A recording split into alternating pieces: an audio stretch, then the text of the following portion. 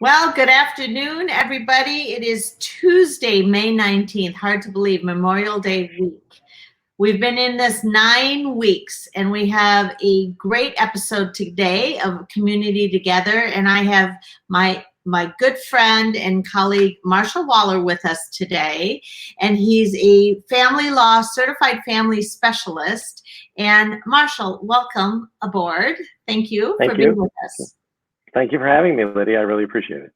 So you own your own firm, Feinberg and Waller, and you've been a family law attorney for 39 years. So why don't you tell us a little bit about who you are and your fellowships? So welcome.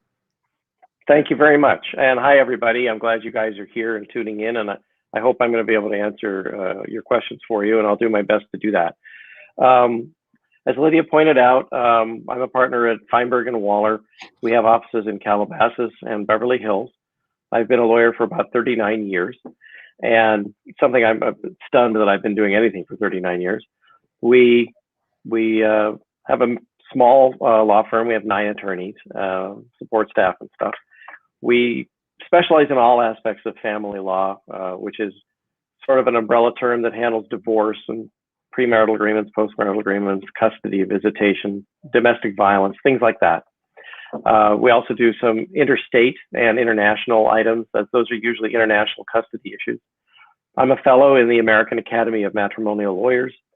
I'm a fellow in the International Association of Family Lawyers, and I'm a certified family law specialist here in California. Bear in mind that all of the answers to all of the questions that I give here will be based upon California law. That's the jurisdiction that I'm licensed to practice in. And also, every question that I may answer is going to be treated as a hypothetical. And we do that for reasons of ethics and to make sure that I'm not giving legal advice out in a situation where no attorney-client relationship has been yet established and where I don't have all the facts. And a good comedian on the side, that I know. So, certainly very credible, many years in the industry. And I know that with what's going on right now, with 9 weeks in, and I just want to let everybody know that you can add some comments. You can certainly ask questions on the side, on the chat. And again, it is May 19th. So everything you're going to answer today is based on the information and what you know about the courts today. And it's very important in case anybody's watching this later that this was filmed on May 19th. So thank you for a great introduction. And I would say, given 9 weeks in, what kind of phone calls are you getting? What are people, I mean, a lot of people are from, potentially this is not a great subject, but it's a real subject. They've been together for 9 weeks. They can't leave. And a lot of people are having trouble living together. What kind of calls are you getting? Well, that's very interesting. We're getting a lot of interesting calls. It's tough for people to make phone calls because they are in their home with their spouse. And if they're not getting along and if it's problematic, then they have issues. We've actually encouraged people to send us text messages or send us an email. If they email us, we can then respond with a cell phone where they can text message and communicate with us that way. And a lot of questions are just about general, what do we do about divorce? How does this work? What's it looking like? These are people that are finding themselves in a dynamic that is unacceptable to them. And so they're exploring their options, which is pretty much how it's always been. The coronavirus didn't really add to that. It just made communication with people a little more difficult for them. We're getting a lot of inquiries about domestic violence. So a lot of people are concerned about that because domestic violence has gone up as a result of everybody sheltering in place. Child abuse issues have gone up. There are some very interesting aspects of that where the Sheriff's Department in Los Angeles County was implementing an initiative where they were going to literally not go door to door, but they were going to start checking on cases of children that they believed might be at risk. And that was ultimately opposed and voted down by the authorities. They didn't think that was a good idea to do. They were going to wait for people to actually reach out. But it's really an issue that's on everybody's mind. And I think that what needs to be stressed is that even though the courts are closed, and for the most part they are closed, they are open for domestic violence issues. The counties are all different, but they're very similar. Some counties are not as rigid with their rules as others. Los Angeles County is the largest family law court system in the country, probably in the world. And they are kind of setting the rules for a lot of the other court systems in the state because they have so much on their plate. People are watching to see what they do. Our courts are closed until June 22nd. However, emergency matters are allowed to go forward. And in the family law world, an emergency matter is a matter involving domestic violence, child abuse, child neglect, things like that. So the courts are open, they are available, and the police are open and they're available. And so if anybody out there is in a situation where you're being victimized in this context, don't hesitate to reach out either to 911 or to an attorney to help you out. I can't imagine that there are any lawyers in California who would not take that call and who would not, if nothing else, try to help you out. Even if you don't have the financial resources, you should still reach out because people will at least give you direction as to what to do. There are remedies available for people who are in that situation. And we are seeing a lot more of that. So that's horrible, but it makes sense. And restraining orders, I mean, what do they do, for example, if there is a restraining order or there is abuse going on? I mean, where is somebody supposed to go if that does happen? What does the police do, or what does the court do? What are some options that might be available if somebody's going to feel they want to reach out? The first thing I would do, depending upon your financial situation, is I would reach out to an attorney who practices in the area. That's going to be the quickest way you can get some sort of proactive resolution to your problem. And as I said, you can email attorneys. You can Google them, you can email them, you can explain what's going on. And if you don't get a response within a reasonable period of time, and by that I mean a few hours, then find another one, Google another one in your area. You will find somebody who will help you out. The Los Angeles Superior Court has a self-help system that serves 80% of the people who file for divorce in this county. And they're not staffed right now, but you can still reach out to them on the website, the Los Angeles Superior Court website. And you can reach out, you can make inquiry with emails. There are services in place that will help you. But I think the quickest way to do it, if you're not in immediate danger, if you're in immediate danger, call 911. The police will come and they will address it. And if there's abuse going on, the police have the power to issue what's called an emergency protective order, which is good for 7 days.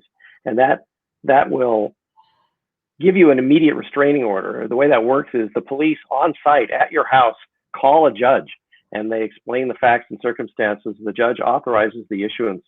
That's called an EPO, emergency protective order. They serve it on the person, remove the person from the house if that's necessary. And the victim now has roughly 7 days. They have a restraining order that's good for 7 days.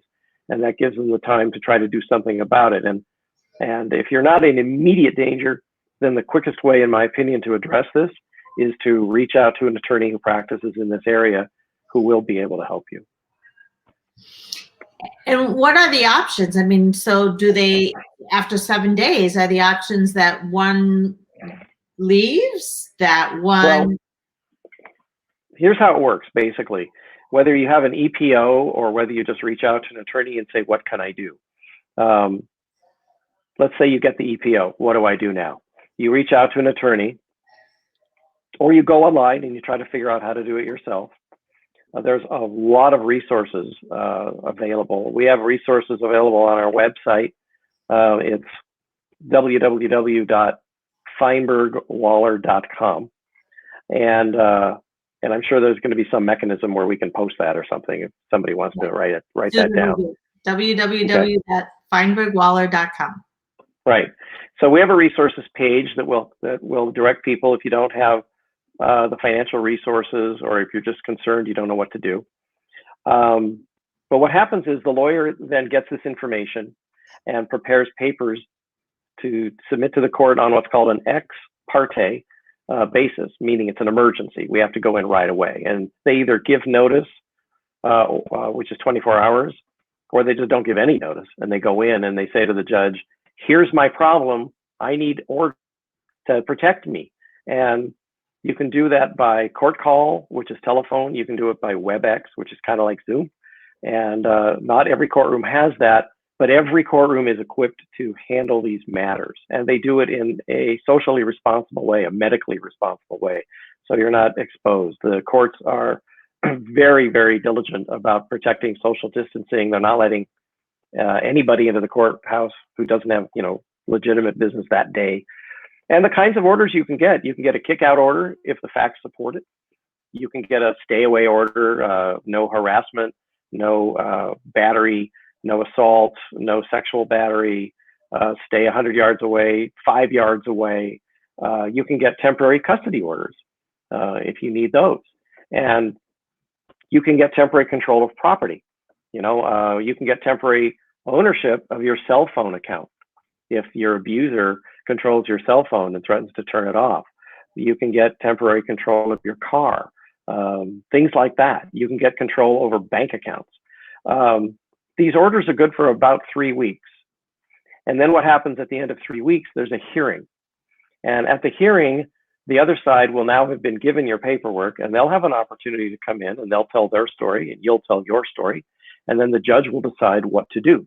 Do we extend these orders to make them, a year long or 5 years long? The typical order like this is either 1 or 3 years. Do we deny the orders outright? What do we do?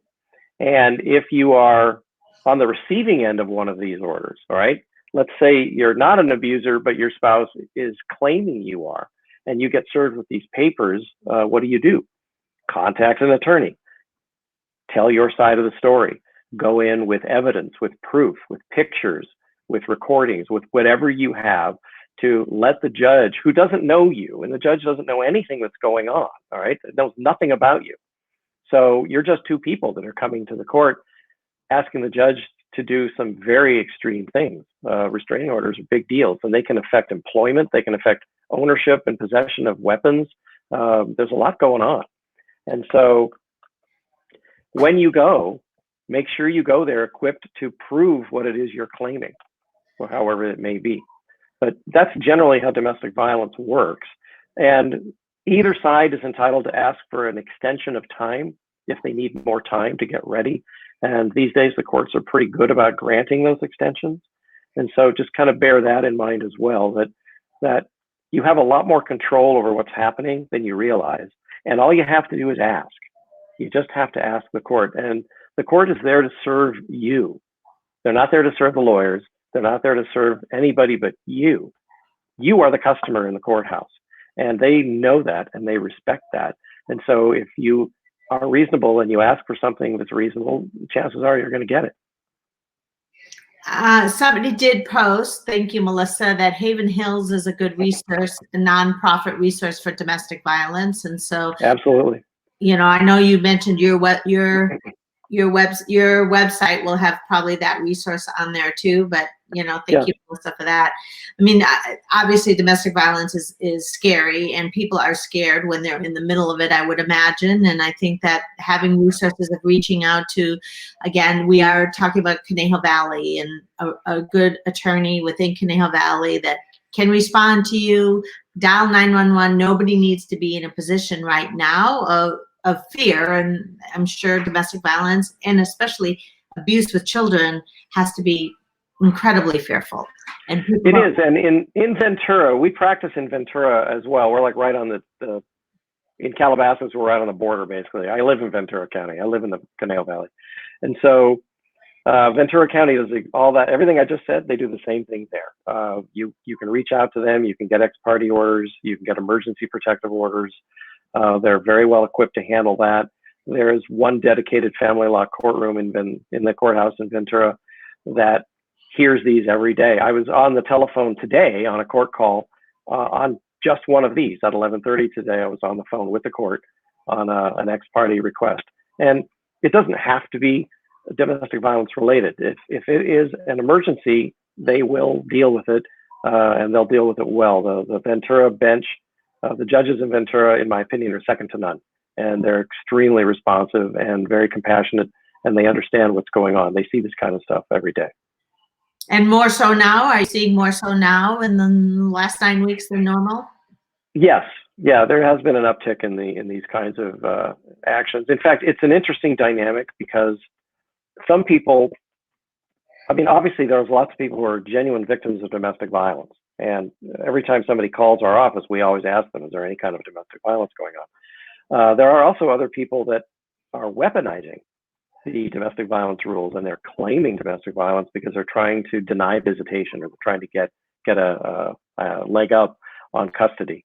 And in that case, we've got people who are being victimized on the other side of that equation. And the courts are well acquainted with that. They see that a lot too. And so if you can afford to bring a lawyer into the loop, it's best because they're used to doing it. They know how to do it, and the process will be smoother. But if you can't, you don't need to panic. The court is prepared to listen to you. There are resources to help you fill out the forms.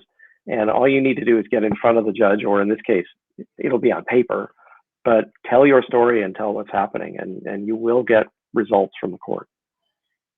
So good information. So let's move to a party just deciding that they just don't want to live together anymore. And, you know, you've got stress of potentially unemployment. You've got a lot of stress with kids at home.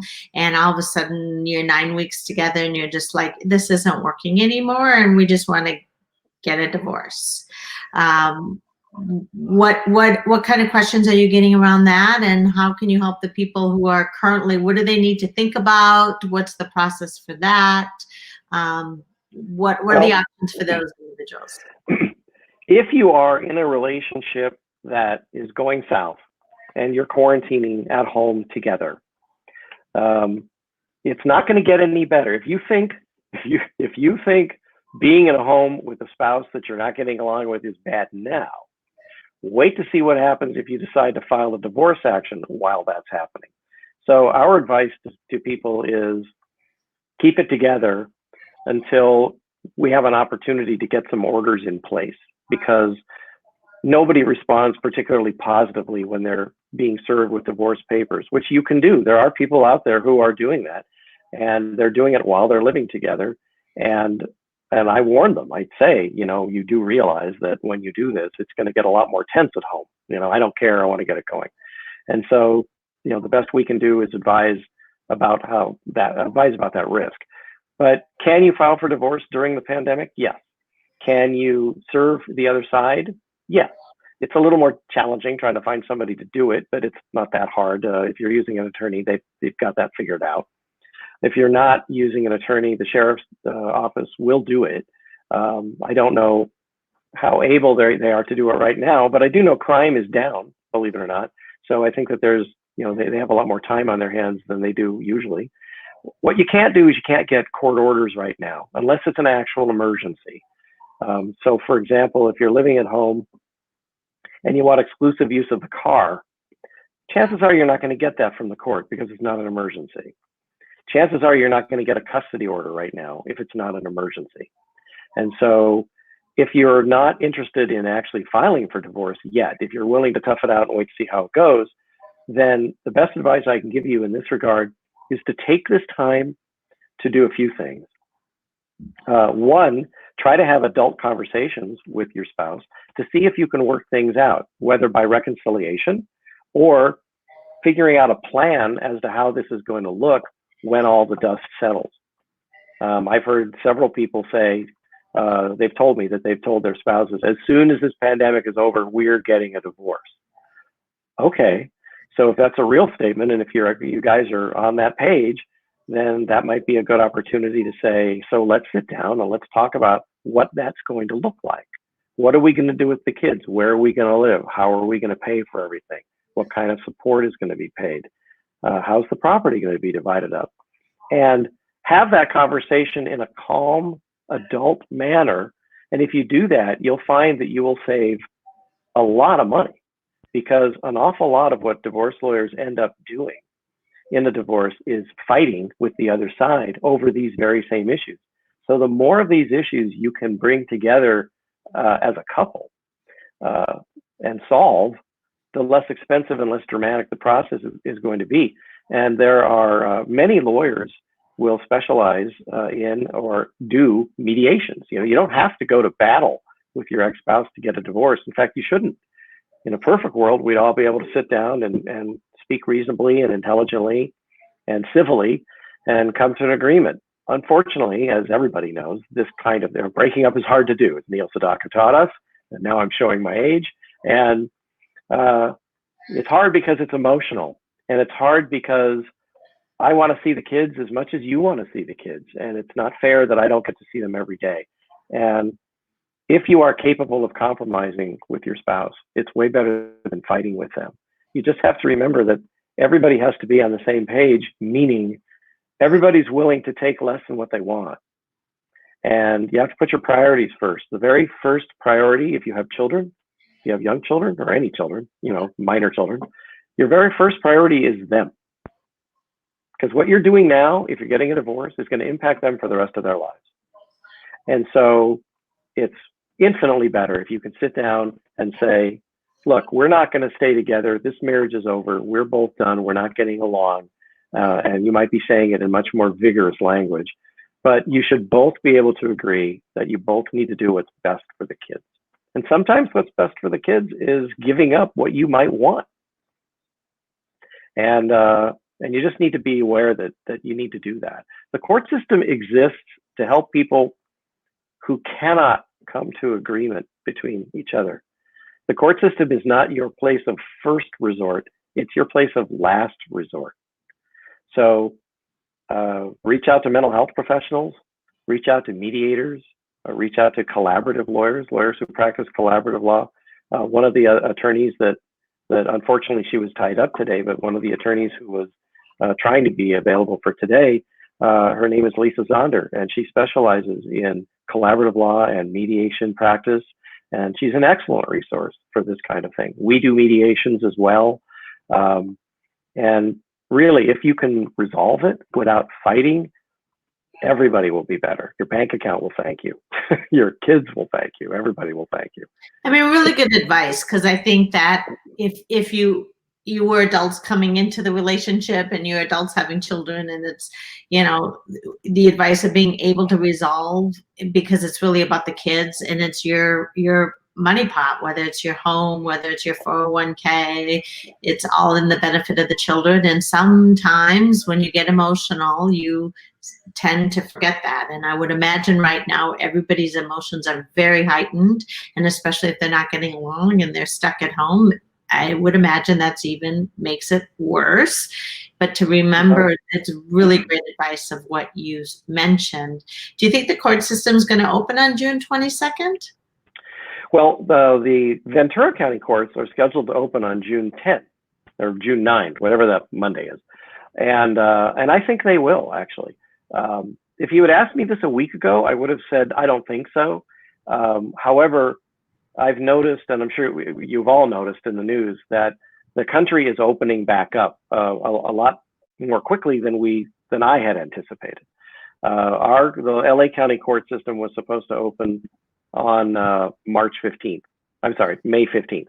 And then on May 5th, way before May 15th, they kicked that out to June 22nd. And even a week ago, they were saying maybe not even then.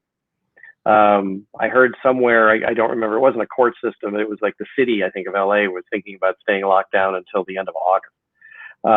However, we're starting to see these states open up, and unless something dramatic happens within the next week with regard to an eruption of the COVID virus, I think that the government systems are going to open up sooner rather than later. So I do believe the Ventura court systems will open up on June 10th. They're going to be backlogged a little bit. I can't predict how much, but I can give you an interesting perspective. The Los Angeles County courts, after 30 days of being closed, had a 32,000 matter backlog. Oh my gosh. And so we're all kind of figuring that by the time it opens up, there's going to be upwards of 75 to 80,000 matters that should have been heard and still need to be heard. And so that's going to have a pretty big impact on the cases going forward. Ventura County is in the same boat. It's just not as big a county. It doesn't have as many cases. And bear in mind, in fairness, LA County's got something like 10 million people who live here. Ventura County has 856,000. So there will be a backlog. It's not going to be dramatic, but it will be there. And so they want to get rid of that as quickly as they can.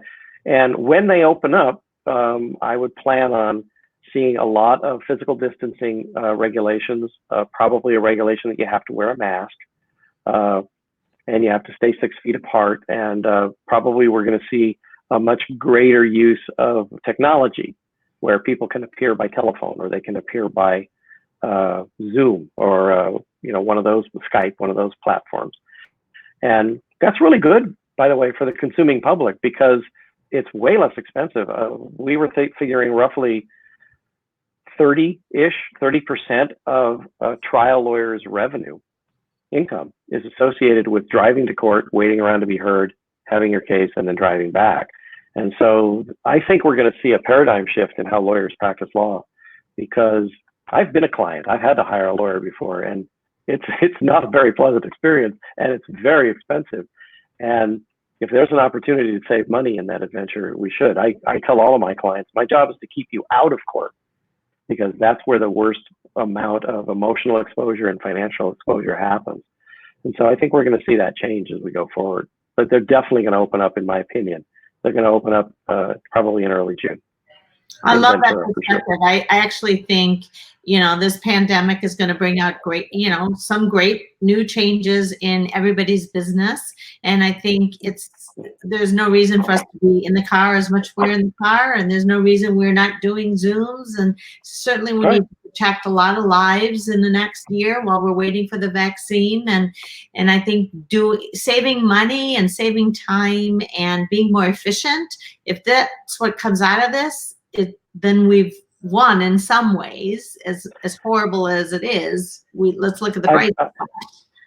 I've read on the internet, on Facebook actually, when this thing first came out, they said that Isaac Newton discovered gravity when he was under lockdown because of the plague, and Shakespeare wrote Hamlet and King Lear, or Macbeth and King Lear, while he was under lockdown because of the plague. So great things can come out of this.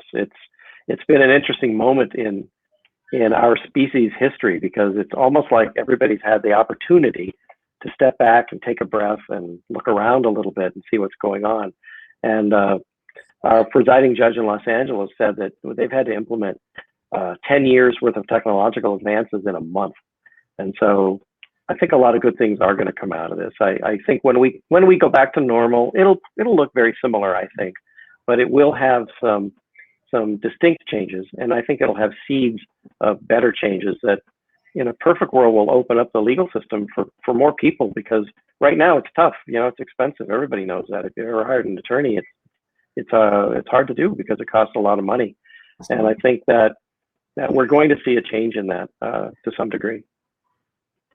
Wonderful. Well, Marshall, you've really shared a lot of great information, necessary information. I know that there's got to be a lot of people out there that are unfortunately in a situation that they might be stuck and feeling in pain. So thank you so much for sharing. Is there anything in closing you want to share? Any other questions that people are asking you? Certainly we've got your contact information up here. Is there anything in closing you'd like to add?